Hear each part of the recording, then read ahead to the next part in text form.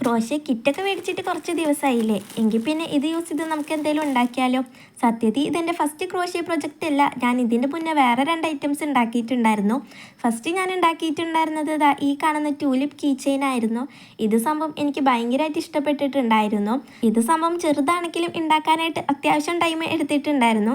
Second ഞാൻ ഉദ്ദേശിച്ചത് ഒരു സ്ക്രഞ്ചിയാണ്, പക്ഷെ ആ ഒരു ലുക്കിൽ അങ്ങോട്ട് എത്തിയില്ല. സംഭവത്തിന് ലുക്കില്ലാന്നേ ഉള്ളൂ, പക്ഷെ നമുക്ക് ഹെയറിലൊക്കെ നല്ല അടിപൊളിയായിട്ട് തന്നെ സെക്യൂർ ചെയ്ത് വെക്കാൻ വേണ്ടിയിട്ട് പറ്റുന്ന ഒരു ഐറ്റം ആണ്. അപ്പോൾ ഇന്ന് ഞാൻ ഉണ്ടാക്കാൻ വേണ്ടി പ്ലാൻ ചെയ്തിട്ടുണ്ടായിരുന്നത് ഒരു ഹാർട്ടായിരുന്നു.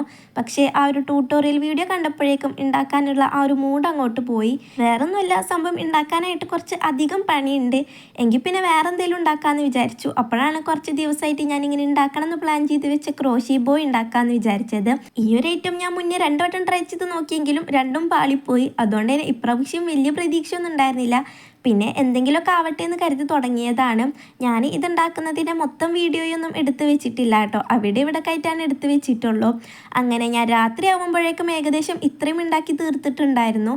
പിന്നെ അതിൻ്റെ ബാക്കി പണിയും കൂടി വേഗം ചെയ്തെടുത്തു. ഇത് അത്യാവശ്യം നല്ലോണം തന്നെ ടൈം കൺസ്യൂമിങ് ആയിട്ടുള്ള പരിപാടിയാണ്. പക്ഷേ ഇതിങ്ങനെ ചെയ്തെടുക്കാൻ വേണ്ടിയിട്ട് നല്ല രസമാണ് കേട്ടോ. നിങ്ങൾക്ക് വീഡിയോ നോക്കിയാൽ തന്നെ മനസ്സിലാവും, ഇടയ്ക്കിടയ്ക്ക് ഈ ആണിങ്ങനെ കുരുങ്ങിയിട്ട് ഞാൻ വലിച്ചെടുക്കാനൊക്കെ നല്ലോണം തന്നെ ബുദ്ധിമുട്ടുന്നുണ്ട്. പക്ഷേ എങ്കിലും ഞാൻ എങ്ങനെയൊക്കെയോ കംപ്ലീറ്റ് ചെയ്തത് ഈ ഒരു പരുവത്തിലോട്ടാക്കി വെച്ചു.